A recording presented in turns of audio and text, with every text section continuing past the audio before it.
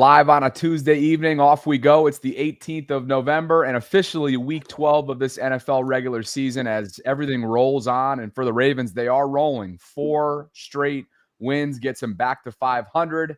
Welcome inside the collective. I'm Bobby Trossett, joined by my co-hosts, Jeff Zaribek and Cole Jackson. Great to be with you guys. This episode is brought to you by our friends at Sleeper, as it always has been all season long. If you guys haven't picked up by now, we are live Tuesdays at 8 o'clock Eastern, all football season long. So great to have all of you with us. We will take your super chats as they come in tonight, and I'm sure there's going to be some opinions being dropped after the week that it's been already. It feels like it's already on the second half of the week, and it's only Tuesday. So let's dive right in. You see the menu of topics on the left-hand side of the screen in terms of what we have coming up tonight. Offensive line analysis, the state of that group. Will it end up being, despite this 4-game win streak, when it's all said and done, will that be their fatal flaw that stands between the Ravens and their aspirations for the 25-26 season? Cole, of course, will put on his analyst hat. Jeff's going to weigh in. And we'll begin in just a couple minutes talking about the part of yesterday's press conference, John Harbaugh's weekly presser on Monday, that's garnered a lot of reaction as it relates to the status of this offensive line. And as it's not weekly, Jeff, maybe within those settings, but semi-regularly, you and the beat have asked him whether or not there's going to be personnel changes. And yesterday was no exception. So we'll get to that in just a bit. We'll get your thoughts on the interaction that you had with Coach Harbaugh. Is it defensive fool's gold? Quite a stretch that dates back to week 6 for Zach Orr's group, and they continue to trend in the right direction. We'll talk about them by the numbers, and as always, we'll have you guys weigh in the live chat and get to as many super chats as we possibly can. But first and foremost, Jeff, this is a team that is now 500, a far cry from 1-5. They've dug themselves out of that hole, and they're going to have to continue to do so if they want to win this division. It'll be the Jets on Sunday at 1 o'clock. Your thoughts on the 5-5 Baltimore Ravens entering Week 12?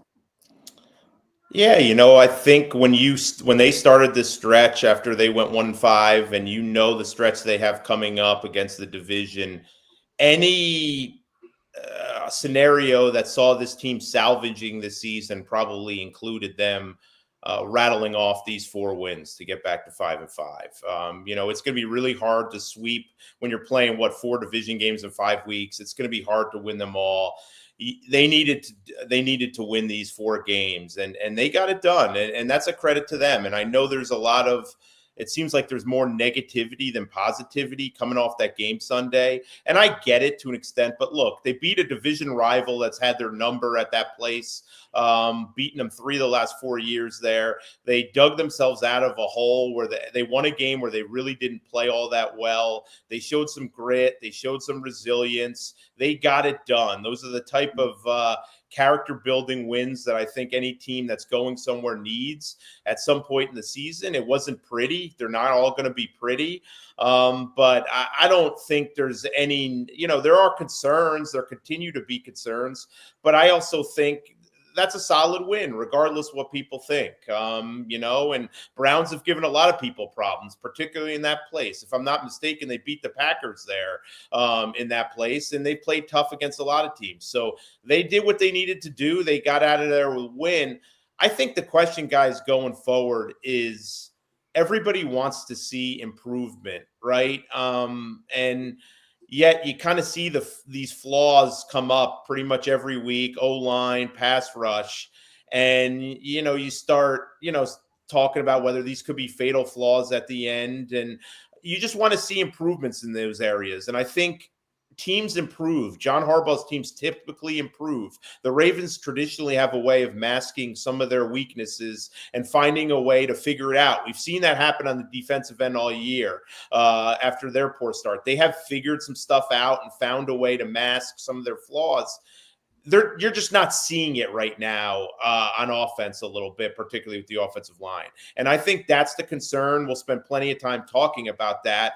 But look, let's not overlook the fact that they've won 4 straight games, 3 on the road to get themselves back into this. They picked themselves off the mat. They were in must-win territory for a while now, and they've gotten it done, and they've given themselves an opportunity to make something of their season as they kind of head back home for 3. And, as again, I'm sure there'll be plenty of negative or critiques, but it's not easy to win on the road in the NFL. It's not easy to rattle off 4 wins. So they've gotten the job done, and I think that's very commendable. And keep in mind, that was the Ravens looking like, past years where they're doing everything in that game to try and lose, the turnovers on special teams and, the classic interception off someone's hand. Hell, we even threw the ball off the right tackle's head. And it was just one of those games where it's like after the off the head interception, Schwarzenegger's, I just had to laugh. Like, it's just one of those games where it becomes a comedy of errors, right? And it's like you're watching the Three Stooges, but it's instead of the Three Stooges, it's offense, defense, and special teams. But I think the big takeaway for me is, in the past, we've seen the Ravens lose this game, and they found a way to get it done. And that's really all. When I kind of give my halftime thoughts, it was just find a damn way. And again, it was Dylan Gabriel and Shedeur Sanders. I think me and Bobby could have probably done a better job than those two did. But they just they're finding ways to get production off their defense, and I think that's a super big positive. We'll talk about what that means when they play better quarterbacks, because it's absolutely relevant. There's also some flaws with this team that go from top to bottom. And so, but they find ways to win these games. And those are games that I just feel like they lost in the past. So it's hard not to feel positive. And, the Jets are a nice little tune-up game where I think they can go in there. I guess they're coming here. And that's the other thing, to keep in mind is, that was 3 road wins in a row. One did have that little mini bye built in where they played Thursday night in Miami and then got, the 10-day break. But, 3 road wins in a row, and now you're at home for 3. And then, you're on the road back at home. So I feel like this was a tougher stretch on paper than I gave credit before the season. And it just turns out they lost their games earlier in the year and are winning them now. So I can't help but feel positive about that aspect of it, but we'll have to jump into some of the flaws. Let's not forget too, Miami has been winning games lately, right? Yeah. I mean, and the Bears are in first place, and the Ravens, I think they've won like 6 or 7 or something, and the Ravens are only lost. So it's easy to gloss over it and call it the lighter part of the schedule, and it is, but some of the teams they've beaten are playing pretty well, lately. And that needs to be said too, I think. Fellas, let's address the elephant in the room before we get too far into tonight's episode, because folks via Super Chat are already chiming in. Are you taking a shot at Falele there with the elephant in the room? I see what you did there. Nick's doing the exact opposite. He's showing all kinds of love for Jeff to get us started in the Super Chats category. He says, is Jeff related to Dwayne "The Rock" Johnson? Maddie says, done talking about the line. It'll only change if there's an injury. Shame on Harbs for getting pissy with Jeff over a fair question. Go Ravens. He also says, I think it's a good thing that they haven't hit their stride yet. They're usually steamrolling teams by this point. They can peak at a better time. And Marco says, do you guys think John's frustration with the offensive line questions has to do with him not wanting to kill any confidence they have? Or is it that he feels culpable? Is culpable a word? Yep. Culpable. Can you define that for me, Jeff? Why am I having a brain fart on that? Culpable? I think he means like, what's that? At fault. You're culpable. Yeah, like culpable means like it was like my I'm fault. culpable of making fun of Daniel Falele. I'm chalking that up to the 8 o'clock start. I'm in brain mush over here. You're still probably on vacation, Bobby. Let's be honest. I'm recovering from the body blows that I was taking a week ago tonight. All right. It's one thing to read the transcription that I have up on the screen in response to, Jeff, your question yesterday at the Monday press conference that John Harbaugh conducted. It's another to actually listen to the exchange that you had with the head coach. Let's do that now. Just in general nowadays, people will focus on 1 or 2 clips of a certain offensive line, or in particular like a group of offensive line. you guys obviously evaluate everything. Are you seeing the necessary progress that you want to see from that group as a whole going forward? Yeah, I am. I mean, is there more to the question, or is it just a general question like that? It was a general question about, you've been asked almost every week about making potential changes there and why not. And I'm asking, are you seeing the progress where you don't think changes are necessary? You put the best 5 players out there. The best 5 players are the best of the guys, 5 guys who are playing the best. That's what you do. I mean, it's not even a hard answer, So the question is pretty much, yeah, we're putting the best 5 players out there, and they're playing pretty darn good. Can they play better? Sure. And you evaluate it play by play. Every single position, you evaluate it play for play for play for play.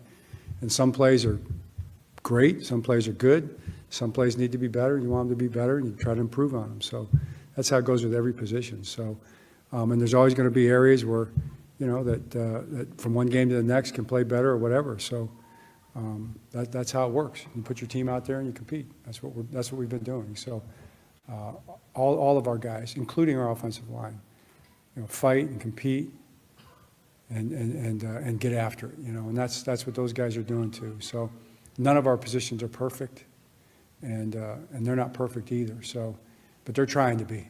They're trying to be. So we put our best group out there and we fight. That's what we do.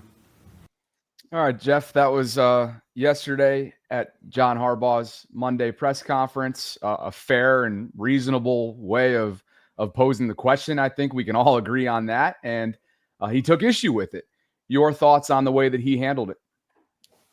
Well, first of all, I guess background-wise, I asked the question the way where I brought up, like, people focus on 1 or 2 clips, because him and Todd Monken this year on a couple different times have brought that up. They've mentioned, people look at clips. So, you don't want to go back down that road where that's the answer again. We've heard that as the answer. So you don't want that to be, when you ask the question, you want something different than, because, I'm not the only one that's asked this question, guys. I mean, this question's been asked maybe not every week, but at least every other week. I've asked it before. I was asking about Daniel Fa'alele as early as July and August. So none of this was really new. It just was coming off an especially difficult performance. I mean, we had Cordell Woodland asked him about the offensive line 5 days earlier. So I didn't, it's not that it wasn't asked, and I asked it in that because I wanted to stay away from you guys see 1 or 2 clips and you say, wow, this guy's playing terrible. We evaluate the whole thing. So by asking it like that, I wanted to take that out of the equation. Second of all, I mean, I don't know, maybe I've just been around John too long or whatever. I've covered the team since 2011 season. So I've had plenty of interactions with John Harbaugh, and that wouldn't even make my list of the 5 iciest ones. So, I agree. He's probably sick of asking about the offensive line, sick of having to answer about the offensive line, but I didn't find it particularly offensive. He's going to say what he has to say. He's not worried about how I react. He's worried about, what he says and how it speaks to the team. And, I wasn't surprised what he said.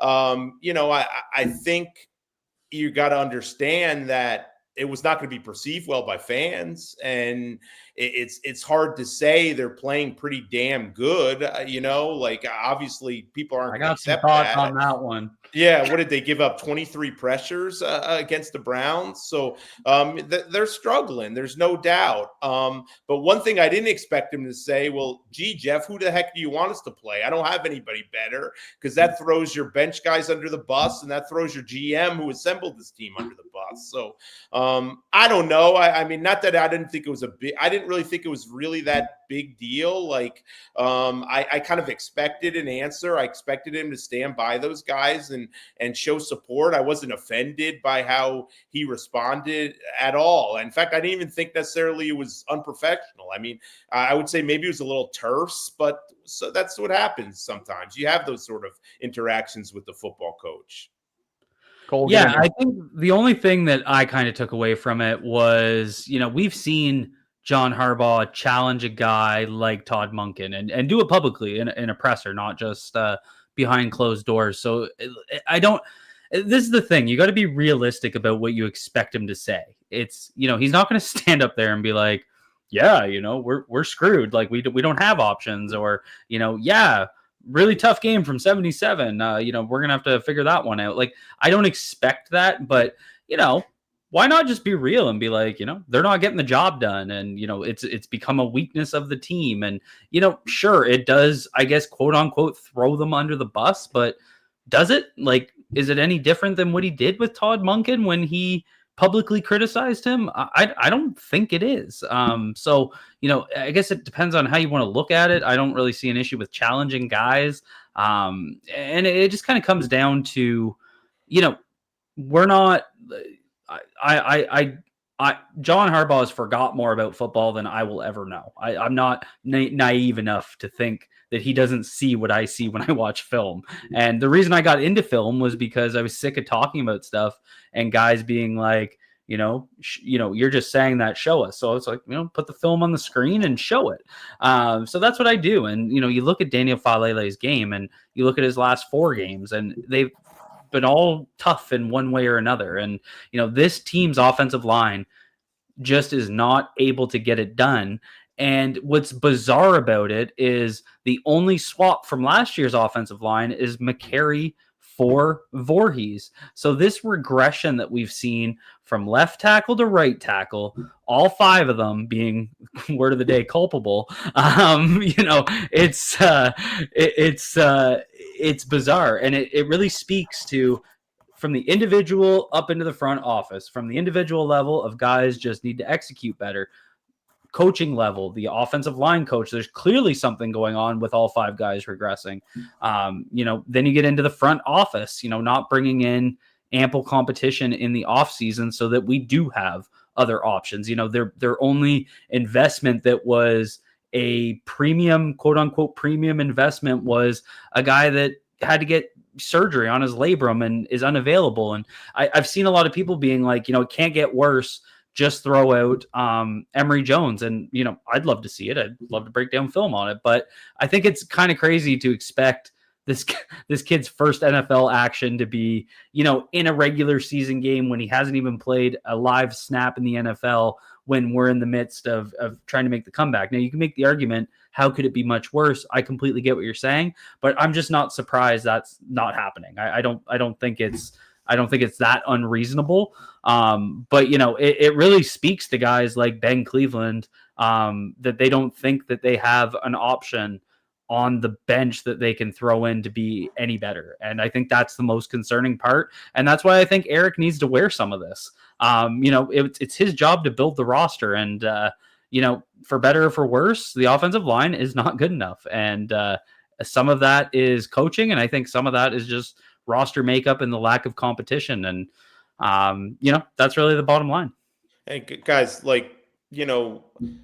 one thing I always try to tell people who get kind of offended by the clips or put off, or whatever word you want to use, is what he's saying to us is not necessarily what's being said when he's not in front of cameras, and what is being done. You sometimes, and yeah, I get to see some of practice, not enough to see who's getting reps through the full team stuff. But, we see some things that we're not allowed to write per media. You hear some things in the building, all that.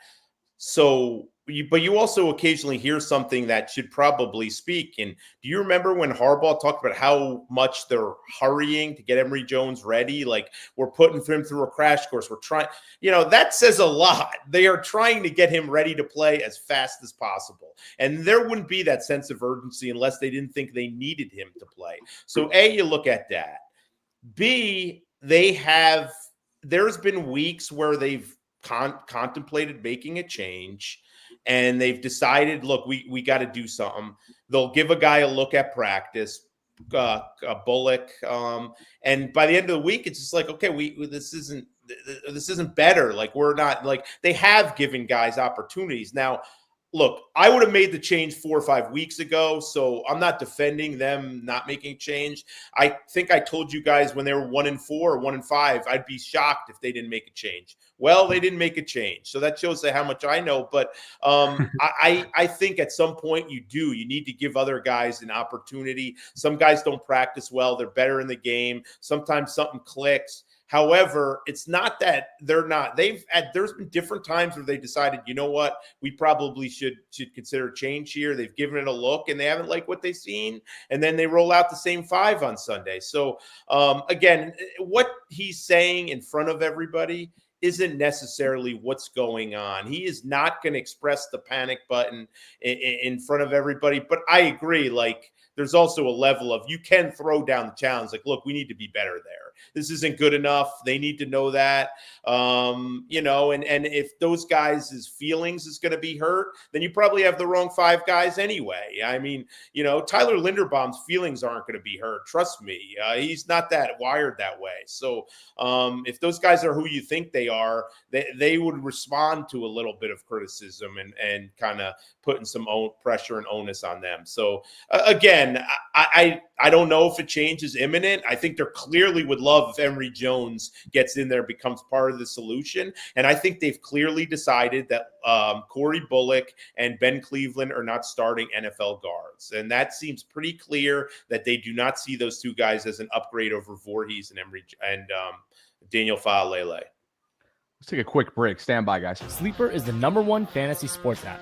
It pays to know sports. Pick more or less on top players. Your first pick is on us, so start winning now. Play in Texas, Georgia, Minnesota, and 27 more states. Pick anytime across all sports, pregame or live. Over 10 million players are already on Sleeper. Make your picks count. Score up to 1,000 times your cash. Join today. Get up to $100 credit using code HMA. Call your shot on Sleeper. Download now.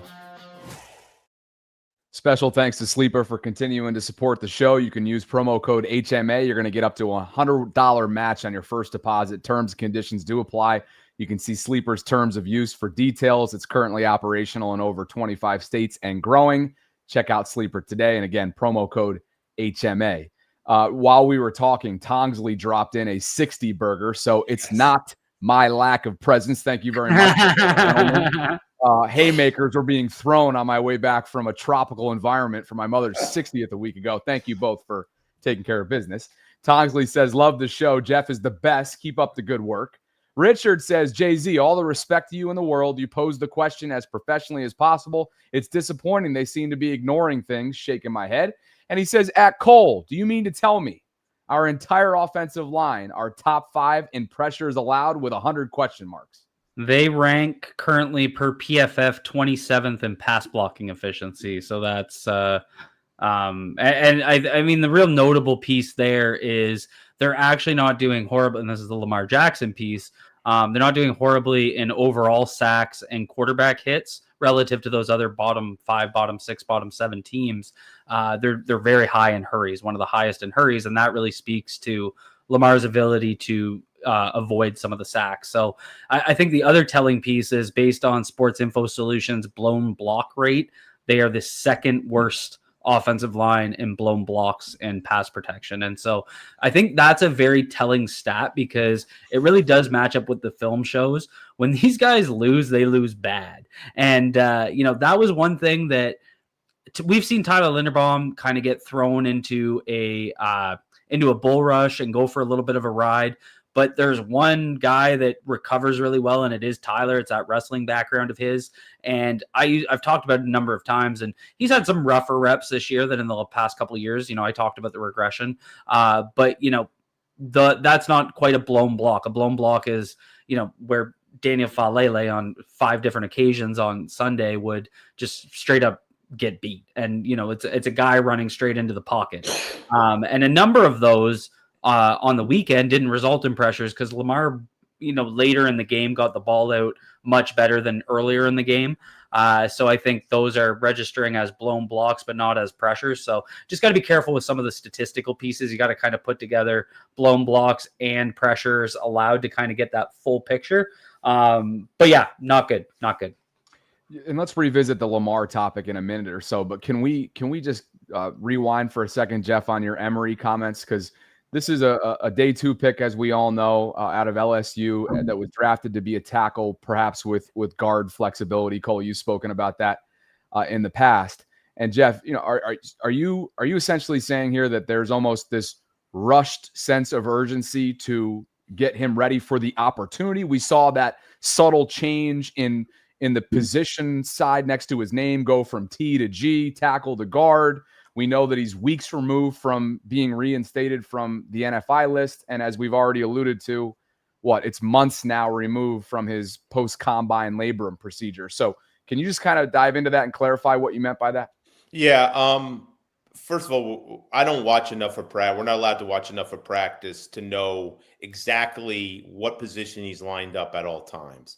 But they've been clear that he's been moving around and they've been trying him at guard.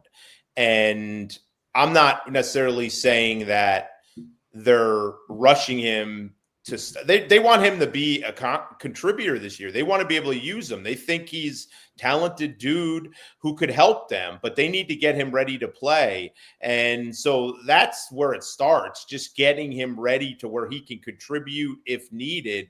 If he shows like, wow, this guy's better than what we have, he's going to be in there. So I think there's that idea in mind that he could be an option for us at guard.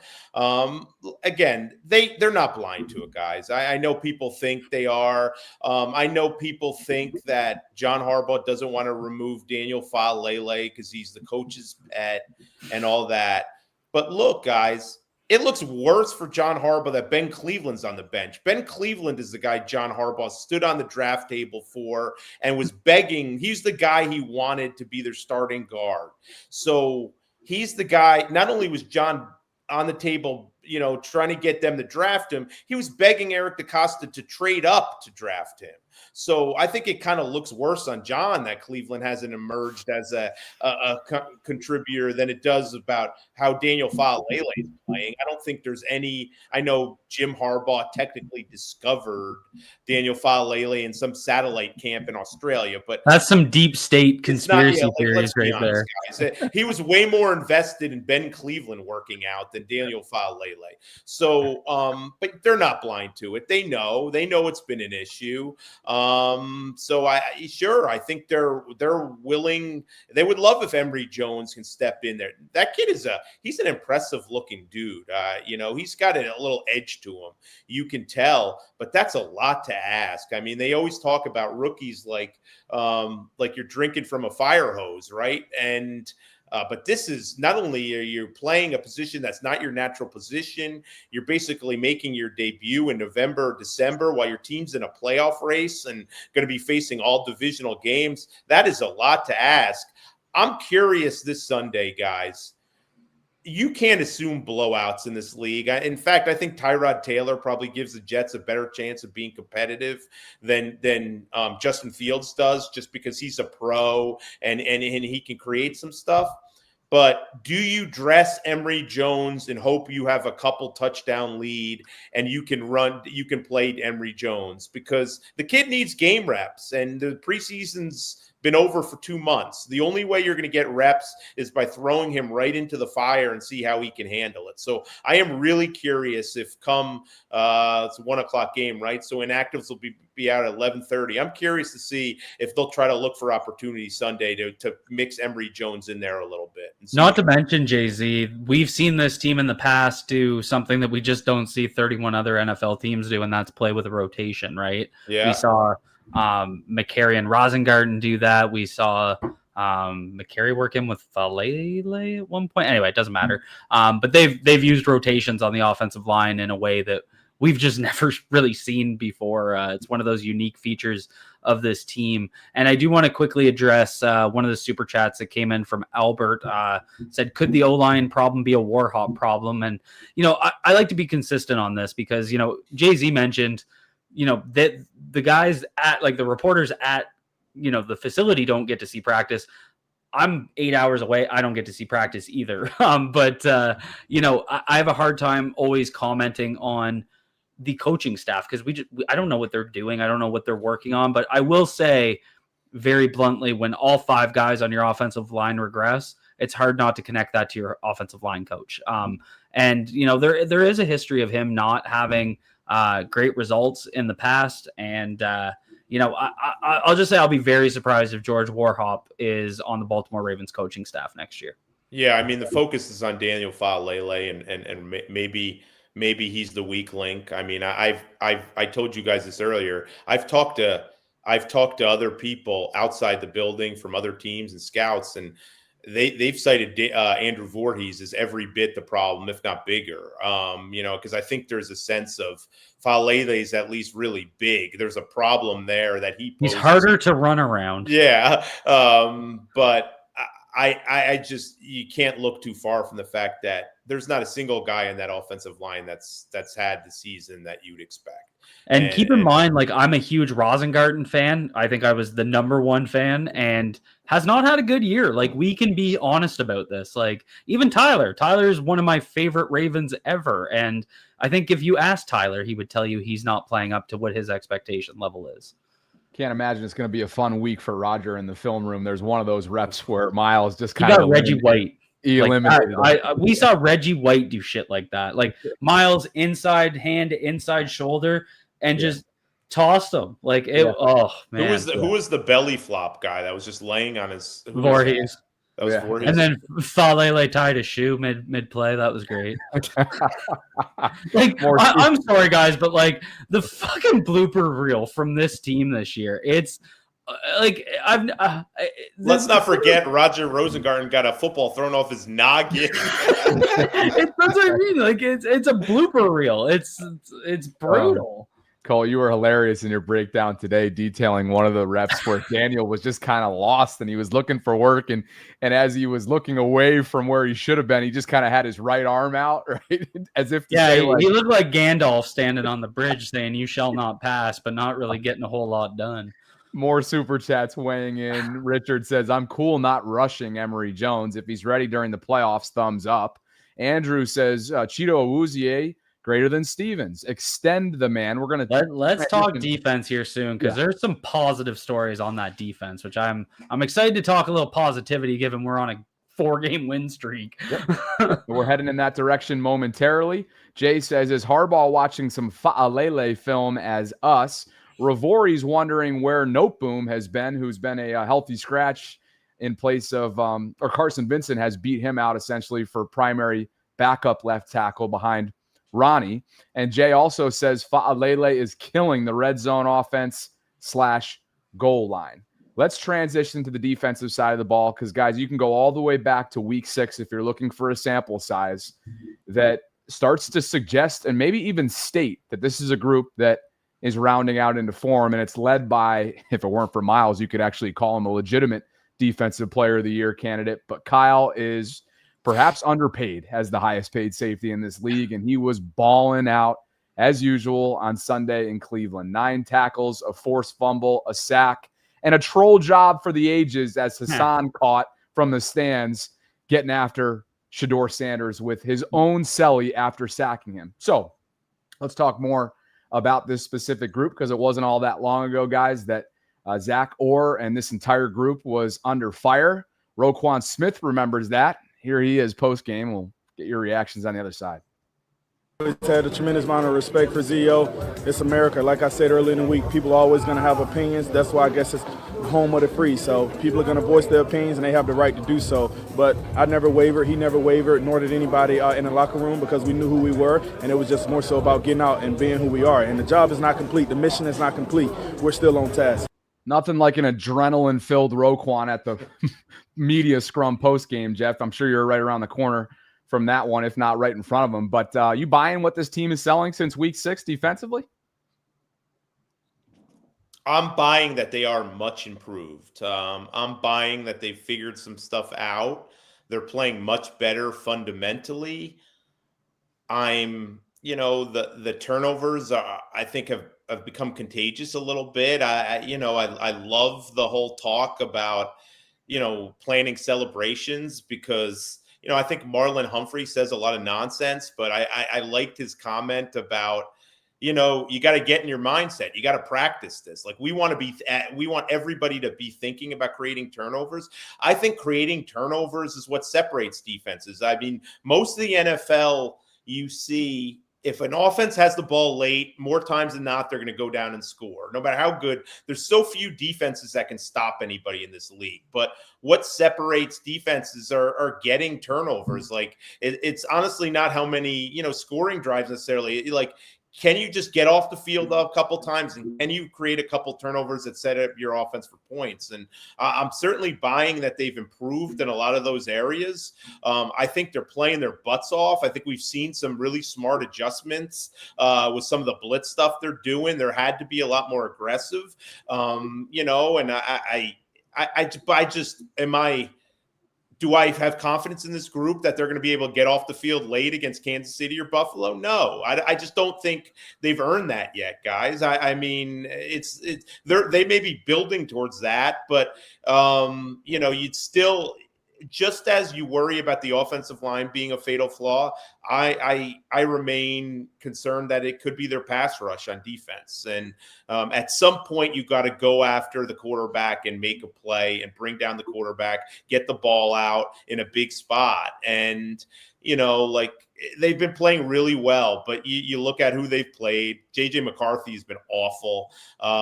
There wasn't an NFL quarterback on the Browns side ready to play really good football.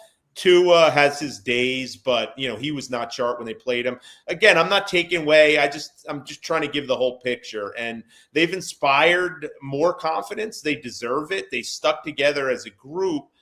But I still think you have to have skepticism that they're going to be able to get it done against a top team and a top quarterback when it counts. Hey, Cole, how are you evaluating the pass rush resurgence, though? I mean, Jeff mentioned that might end up being, the fatal flaw when it's all said and done against the AFC elites. But we all know, we can't deny that since Draymond Jones came to Baltimore, since Zach has been dialing up, defense DB blitzes on third down, timely blitzes at that. The pressure is up. You have the numbers right here. How are you evaluating and I guess taking into account the resurgence in recent weeks? They're definitely getting more one-on-one wins, but I think it would be a mistake to not acknowledge that they are also manufacturing their pass rush more often than sending four. Their third down package right now is, and you look at Trenton Simpson's number. He only rushed the passer 4 times. He only played 5 defensive snaps, and he got 3 pressures. 2 of them were quarterback hits. One of them was the intentional grounding, which, to be fair, Mike Green also made a great play on. Probably should have been a holding call. But all of that to say is, I think Jay-Z raises a really important yellow flag because those sim pressures that they're sending right now, that's not going to work against Patrick Mahomes and Josh Allen and, maybe not even Drake May. I mean, Drake May is starting to kind of get into, that upper echelon very early in his career. And these are the guys that they're going to have to beat in January, just like they have to do through the same damn gauntlet every year. It's always young quarterback, then Josh Allen, then Patrick Mahomes. It seems like nonstop. So, those looks aren't going to work as well. We saw that actually in Buffalo in week 1. So, can this team, but I mean, to be fair, they have gotten guys like Draymond Jones on the last snap of the game, the way he timed that snap. We haven't seen anything like that, pre-bye, right? So huge play made by Draymond Jones there. We've seen Travis Jones make some big plays. So guys, to Jay-Z's points, are stepping up and winning one-on-one battles, which is a fundamental problem. But overall, the consistency of having to use your sim pressure looks, and maybe they'll get away with it because they do have guys like Kyle Hamilton that can, be that force multiplier in those looks where, he can line up at the line of scrimmage and then drop into coverage. And he's so damn good that, it can make a major impact. And I think one of the things Zach Orr deserves more credit for than I think he's got is he's found ways to make players. And this was something we criticized him on. So I want to be, thorough in terms of going back to it. When I think he's done it well is he's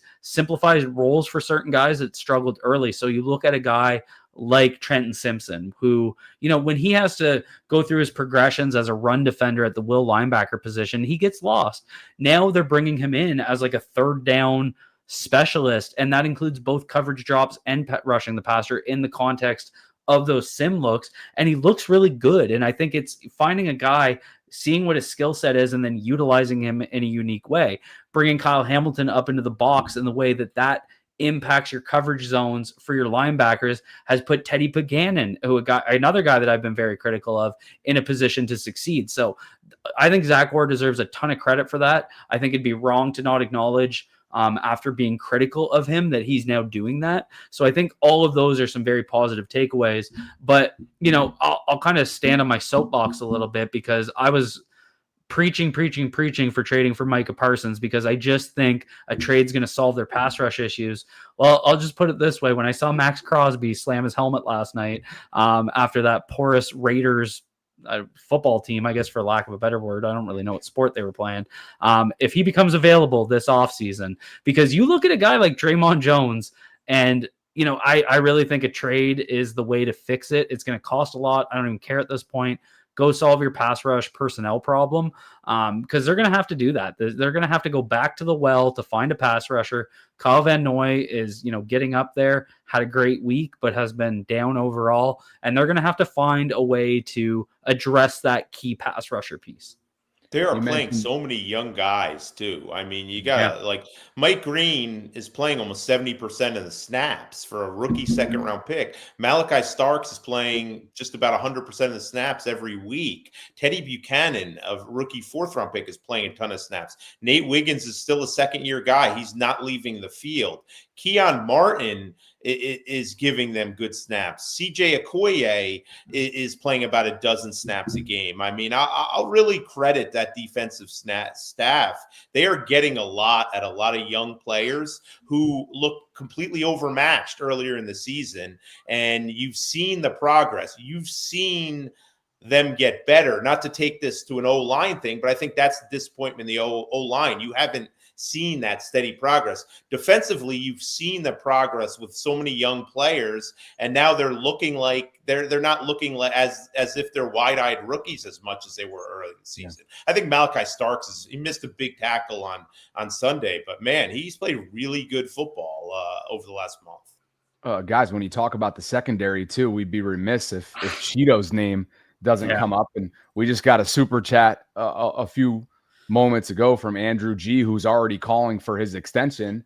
And then how can you not talk about a key pass breakup in the end zone, as Jeff mentioned in one of his post-game tweets on Sunday, that Cheeto was directly involved in. So this is a corner that has AFC North experience, having played with Cincinnati. He was with Tennessee last year. I remember chatting back and forth with one of their longtime reporters, Jeff, maybe you know him personally, Paul Kuharsky. And I was like, well, what went wrong for Tennessee to let him go? And he was like, they're trying to make a concerted effort to get younger and healthier. Well, how's that working out for him? One. And two, Cheeto's been healthy and he's playing good football. Now, granted, he made up for his miss there on I think it was the Jerry Jeudy play, and comes back with just a terrific play, as you mentioned, here in the end zone.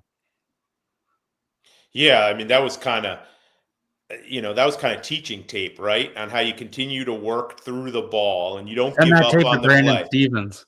Yeah, and you don't panic. Like, he could easily panicked on that play and started grabbing or just bodied the guy and given up the pass interference in the end zone. The press box is right there and right.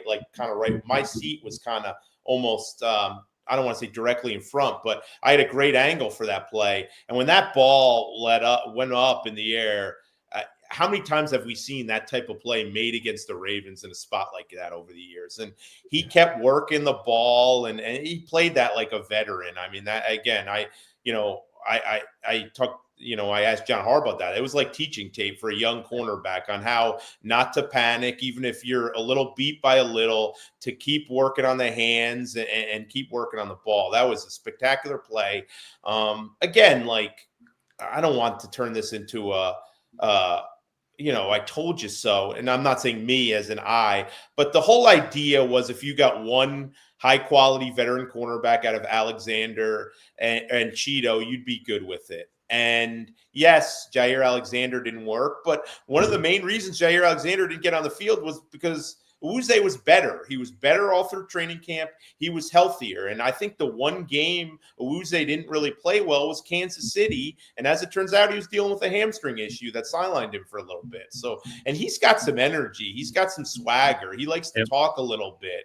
A high energy guy. You hear him in the locker room. I think he's been a very good addition. And, you know, it's also one of those things where you kind of start admiring a guy because how much you played against him. And I think they always really respected him when he was on the Bengals and they had some of those tough matchups. They always thought he was a really good player. And it comes like they have a chance to get him. You know, he's cut, so he doesn't count as a comp pick, which is music to Eric DeCosta's ears. And he wanted to be there, so they had an opportunity to grab him. You know, there were a couple moves that DeCosta made this offseason that clearly didn't work out. But this one you put in the positive. This one may lead the positive department for some of their activity. Hey, Jeff, speaking, and did you have anything to add on that, Cole? I just want to give a shout out to Keon Martin, who has had to step in and play some more meaningful snaps, a guy that had a really impressive preseason. And, you know, him and Ruben Lowry had to play early in the, what game was it where we had everybody at the Houston game? Yeah, I think it was a Houston game. Houston game, and both of them struggled. And Keon Martin had a really nice pass breakup in zone coverage in the end zone as well. Had a really nice exchange with the outside corner when the Ravens got pressure, and Keon Martin stepped in and made that play with Marlon Humphrey out. You know, you need Keon Martin to play some of those traditional slot corner reps. So I just wanted to give him a shout out because I thought he made some plays. And then, of course, Alohi Gilman has been, you know, the way that they're using these three safeties, you know, Jeff, you mentioned Starks, and we all know what Kyle's doing is absolutely absurd. I personally would make the case that Kyle Hamilton is the defensive player of the year just because of, you know, everything that he's doing. He has snaps where he's lining up as a defensive tackle, for Christ's sake. Like, it's, you know, maybe we put him at right guard and we just get him going both ways. So I think, you know, what Kyle Hamilton is doing is, and you're starting to see it, right? You're starting to see the national media guys that do the film. They're starting to tweet about it every week. And it's truly special what he's doing. And I mean, Myles Garrett might have 30 sacks by the end of the year. So I get it. And, you know, defensive player of the year is always a chase for sack numbers. But what Kyle's doing in the context of this defense is generational stuff. And it's something you just need to appreciate when it's in front of your eyes. Hey, sticking with the secondary, I was watching Marlon's podcast that dropped yesterday, and at one point, his co-host asked him to mimic the celebration, right, the trolling celebration of Shador's watch celly, and he couldn't do it, obviously, because his left hand was all wrapped up, Jeff, and he's only, days removed from the pin placement in his finger. He missed this past weekend in Cleveland, and you wonder if, okay, you need all hands on deck, obviously, for Cincinnati. Jamar's only going to have a one-game suspension if it holds. He did appeal it after spitting at Jalen Ramsey and then lying about it post-game. That's a conversation for another day. But, Jeff, I believe you may have asked John. Were you the one that asked John Harbaugh about it yesterday? Somebody asked him about No, I think it was Bo Smolka. Bo, big day for Bo, by the way, today. I don't want to hijack the show, but Bo announced his farewell, comparing himself to Ray Lewis's last ride, and looking for, I guess, 7 weeks of celebration for his departure. But that's another question. But yeah, John Harbaugh said that he's optimistic that he'll play, but he didn't seem committal. You know, he didn't seem commit one way or the other. I think it'll be interesting to see what he does. Cole, you're making me laugh, but I got to throw this in there. I know we don't want to make it the Bo show because Bo made it about himself already, but someone DM'd me a few weeks ago, and I don't think they knew the bit, and they go, "Why does Jeff hate Bo Smolka?" And I was like, yeah, I don't know. Maybe he had nicked his car packing out of the parking lot. Oh, man. For those that are not familiar with yeah, and how about a little bit of context for those that aren't familiar with the Twitter space? Bo is a longtime beat reporter in the Baltimore area, and he writes for Press Box. And Jeff, you and him have some good back and forth dialogue, let's call it that, in the Twitter space. So congratulations to Bo I don't know if it's back and forward. I think it's one way. I do is have what to they keep call one thing a from fair- Bo. Like, Bo, if you're going to do it, you got to go no tap, bro. Come on. What are we This doing? is a farewell tour, right? It's a 7-week know. farewell tour. I think that's what they call it in the NBA. You already know LeBron's going to do a full season. I honestly wonder if Bo Smoke is going to do the Cal Ripken victory lap around the media room. All in good fun. But anyway, guys, I love Bo. He first of all, he's a really smart guy. He's a total pro. But I go so far back with him. I used to cover the Orioles well before. I covered the Orioles, man, what years it was, right around like 2005 to 2011. And one point, Miguel Tejada, you guys, I'm sure you remember him. He asked for a trade from the Orioles. He was fed up with the losing. And Bo, I don't think he does it anymore, but Bo used to take a trip to Dominican in the off season. And did he go with Bobby? What's that? No, shockingly, I don't think he went with Bobby. Bobby doesn't do Dominican. But anyway, so Bo winded up getting quotes for me from Miguel Tejada because he went to a Dominican summer league game. So I think I should be nicer to Bo because he helped me out, but that's how far we go back. But yeah, Bo, we get into it a little bit good-naturedly. But yeah, I'll be interested to see, guys. I mean, I think they missed Bateman this week, but you see high ankle sprain and you don't expect to see him for a couple weeks. I thought Justice Hill would play after seeing him Friday practice, and that tells me either he was getting ready to play this week or they didn't like what they saw from him, which I don't have any problem with. I think it was a good week to get Keaton some more snaps and to get Ali involved. But yeah, they had some big injuries this week. It'll be interesting to see how many guys have come back. And man, things seem to get a little serious with Keon Martin.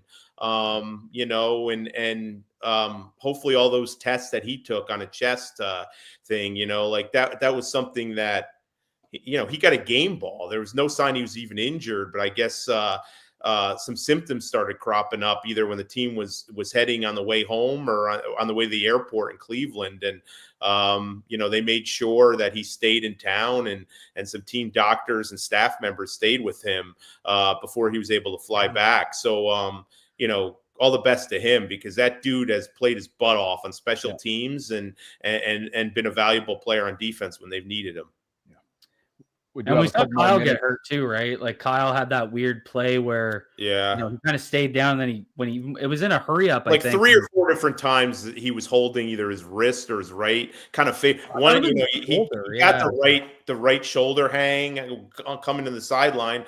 Didn't even go to the blue tent, went right into the defensive huddle on the sideline and was back on the field. Travis Jones is another one. He was struggling late in that game, and that's not what you want to see. I mean, I said it last week. Playing too many snaps. Bobby, you weren't here if you forgot, but I said it last week. He's playing too many snaps, and I don't blame them because they've needed to win these games, and he's your best guy. But, man, that guy playing 70, 80% of snaps is tough given some of his injuries. So you hope he stays healthy because he gives them their best shot, obviously. I'm walking around my place Wednesday morning last week, listening to the collective that I missed because of travel back. And I'm like in the kitchen, living room, and all of a sudden I'm like stopping in my tracks every 10 minutes because I'm getting haymakers, thrown at me by you two. Oh, it was good. Good stuff. We do have a couple minutes, guys, for any closing super chats, whether it's Q&A or just simple comments, if you'd like to throw them in there. Jeff, do you have any kind of sense for Carl Lawson? I mean, obviously, that was a topic of conversation at the end of last week when Mike Green popped up with an ankle, but they didn't activate him or elevate him, let's call it, from the practice squad on Saturday. And so that suggested that Mike was good to go. He indeed was. But what do you think the plan is for the vet? That's interesting. I don't know. Like, they've been all positive about him, but Harbaugh did say at one point, I think it was Harbaugh or Zach Orr who said it, that he's really never played in this style of defense, right? He's been a 4-3 guy for much of his career. I think where you'd like to employ him is if you have situations where you need a guy to pin their ears back and just go after and get the quarterback. And I think they're using Trent Simpson a little bit on third downs. But you have to wonder if a Jabo has run out of chances like that. That's one I can't really explain. Almost like the right guard situation. That's one I have a hard time with. I think almost you have to give someone else a chance. I thought I wasn't surprised the first couple weeks because, Lawson was on the street. It's not like he was in another camp. It's not like he was Draymond Jones or Gilman. He was playing a lot of snaps. He hadn't played in months. He hadn't practiced in months. But you're past the point now. It's not like he's playing 40 snaps. He should be ready to play a dozen to 15 snaps if you need him. And I'm a little surprised we haven't seen him to this point, especially with the kind of the lack of production they've gotten from David Ajabo. God, does he ever look bad too? I was surprised by the Carl Lawson piece as well, just given that, Mike Green wasn't himself this week. He didn't have the same explosiveness, and, it sounds like he fought a little bit to get out there and play. So, I mean, kudos to him. The guy's a dog, no doubt about that. But he didn't look 100%. So and I mean, maybe it's one of those things, Jay-Z, that you kind of mentioned with, where they have given some of the offensive guards looks in practice, and we don't see that, but maybe Carl Lawson just isn't looking what they expected when they get him in reps in practice. Yeah, with how desperate they are for pass rush, I know like people don't want to give the benefit of the doubt to the coaching staff, and they have these examples about Keaton Mitchell should have been playing earlier. I don't disagree with that, but they're evaluating him every day. You'd think if they thought he was bringing juice to the pass rush, he'd be playing. And I will go back to this, and I don't want to Carl Lawson's had a really good career, but he was available at a time where everybody was looking for pass rushers and no one brought him in. I think, Cole, you probably know this better than me. I don't think his pass rush metrics were very good last year in terms of win rate and all that. So, I mean, it's possible a guy like K'Mon Rucker over Ajabo, like get K'Mon Rucker, Malik Ham. Like it's the same thing. It's like, if you're only going to play Ajabo for 8 snaps, why not try one of these other guys you can just give a practice squad elevation to, and maybe it's the same result. Maybe they're just getting stonewalled on the edge, but you're not really going to go backwards. So it just kind of and I mean, this is one of the things that I think me as a fan I struggle with, and when I think of the coaching decisions, it's like, just I don't understand the thought process, and that's where I struggle the most. But I'd love to see K'Mon Rucker get a game. I do think people say, well, why do they bring these guys in? Well, I mean, a lot of times these guys are brought in as an insurance policy. There's a reason they're on the practice squad. And obviously he came in before they acquired Draymond Jones. So I don't think every move you make, you guarantee anybody a role. You give somebody an opportunity to earn snaps, and you give yourself an opportunity to evaluate a player in practice. But I certainly would give him a look. It's not like Ajabo plays special teams either, right? I mean, I mean, what are you really losing? I mean, you're not committing to, a bunch of snaps. We're talking about a handful of snaps. Couple closing super chats, guys, before we get on out of here. Emos writes, will Ben Cleveland ever start? Sheesh. Also, no. Any word when Bateman is coming back? We talked about Ben a little bit, so we'll just move on to the second part of that question. Emos, any word when Bateman's coming back? He's a week plus removed from what we learned right after the Vikings game, which was a high ankle sprain. And that's typically a multi-week thing, Jeff. Yeah, high ankle sprains are tough. I mean, I remember, one of our guests on the show, Jimmy Smith, I remember talking to him. He had pretty much every injury in the book. And he said high ankle sprain was one of the most difficult to, not in terms of pain, but just to rebound and feel like yourself again. So, and you're talking about a position that's heavy on cutting. I did get the sense that they didn't feel like this was like a major high ankle sprain. But I was thinking it's going to be a couple weeks for him. We'll see if he's out there at practice Wednesday. One thing interesting, guys, to respond to this question, Cleveland, it kind of got swept under the rug last week. But he plea bargained. He reached a plea agreement on that, the DUI issue he had. And he's on probation. It was a probationary thing, and time already served. And he plea bargain on like one count of this, but the NFL usually waits for the discipline before making a decision, and I'll be interested to see. I did reach out to the league, haven't heard back yet, to see whether they consider the matter settled or it's something that could warrant a suspension. It'll be interesting to see almost, because if he gets suspended, that's a roster spot they have to fill, and that could give somebody else an opportunity, and that also would impact whether any potential changes. I mean, it sure seems like they don't want to start him unless they have to, but that could be another part of this going forward if he happens to get some sort of suspension from the league. One of a couple off-season incidents that was made for a tumultuous few months for Ben. A 50 burger came in closing here from GW Wells Bogue, and GW writes, Jeff, why do John Harbaugh's teams shoot themselves in the foot? At first, I thought it was just the players, but I've seen this trend across teams, players, and seasons. It just doesn't make sense with the level of talent and players on these teams. Is it not coaching? That's a tough question to answer. I mean, I see a lot of teams making mistakes. I mean, like, what teams don't make mistakes? What teams don't?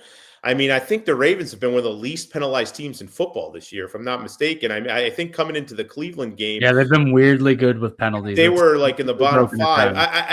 I think, and I don't want to appreciate the question, GW, and I don't want to dismiss it at all. I think the concern I have is them losing their identity in the postseason, and that's where that's where you point to coaching. Yeah, they make mistakes during the regular season, but I don't see this as a team that perennially beats themselves in the regular season, really. I mean, they won a ton of regular season games. What would concern me is this pattern of getting out of losing their identity in the postseason and making a mistake and allowing it to snowball and stop running the football and getting all that. And yeah, I think John Harbaugh and his staff have earned that scrutiny and blame for some of that. Now, some of the stuff I'm not going to blame John Harbaugh for Zay Flowers fumbling as he tries to get in. I'm not going to blame John Harbaugh for Mark Andrews fumbling while trying to get extra yards, and for Mark Andrews dropping a 2-point conversion. I'm sorry, Cole, but I think that what you do get up is some of the play calling and getting out of the run and panicking a little too early. That I think you certainly deserve to point the finger at coaching. I just want to add my 2 cents because I think that's bang on, and I think we saw that in 2023 in that Kansas City game. They just didn't look like themselves, and we've seen that time and time again. And I mean, some of that again goes to in the postseason, everything's tighter, everything's higher stress, and that's why the trenches. That's why I harp on it. They're so damn important because they're a huge competitive edge, and they lose there every damn year. Going back to 2019 when Simmons and Daquan Jones and those guys owned the interior of, Matt Skura and Bradley Bozeman, or maybe Skura wasn't on that line. Doesn't matter. I mean, let's not forget that was one of Yonda's worst games. He did not play well that day either. So it's kind of been a epidemic where it's just losing the line of scrimmage in the playoffs. Not to mention, guys, too, you talking about the AFC Championship game. Like, how about losing sort of the post-whistle psychological warfare game that Travis Kelce tends to play, right? Like almost stooping down to that lack of discipline, and then that trickling down into a lack of execution, or as you've already mentioned, the mental errors or the ball security issues, like getting beat at your own game on your own home turf and almost getting out-bullied, not by the bully got out-bullied that day. Yeah, right in front of my eyes, too. So. Yeah. That was a painful drive home, boys. Well, we remember that. Yes, we do. One thing, guys, we haven't talked about it. I don't even know if we mentioned his name. People probably don't want to hear it because what's happened in the past, but I'm not a fan. I cover the team, but I don't know if you don't feel good for Mark Andrews after everything that happened and him being able to make some plays. I don't think people understand. Yes, Mark Andrews has come up short at times in the playoffs. And I didn't agree with how he handled it in January, not talking to the media. I'm not condoning that at all.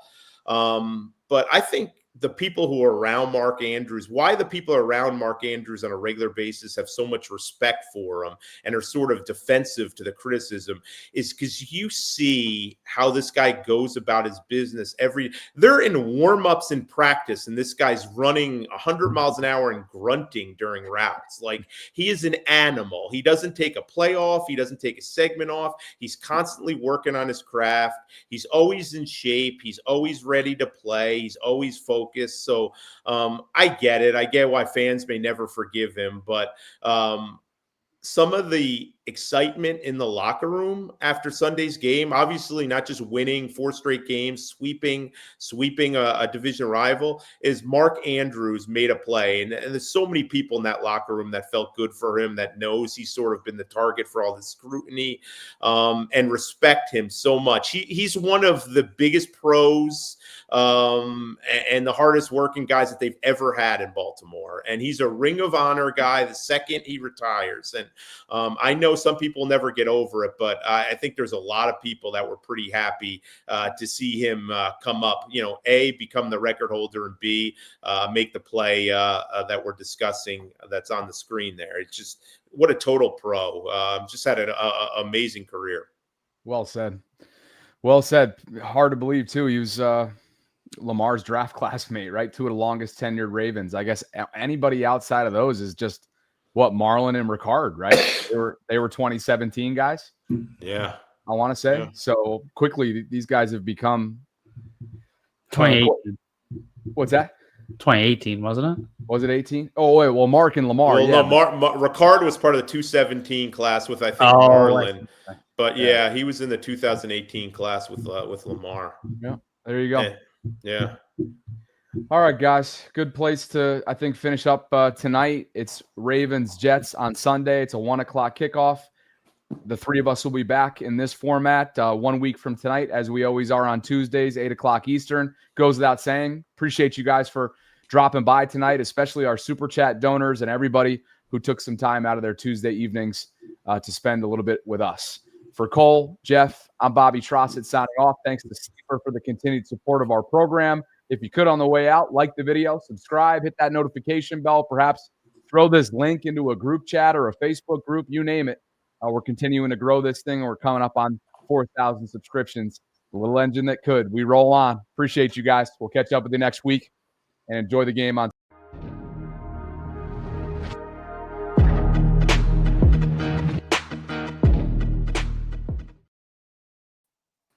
I think that's the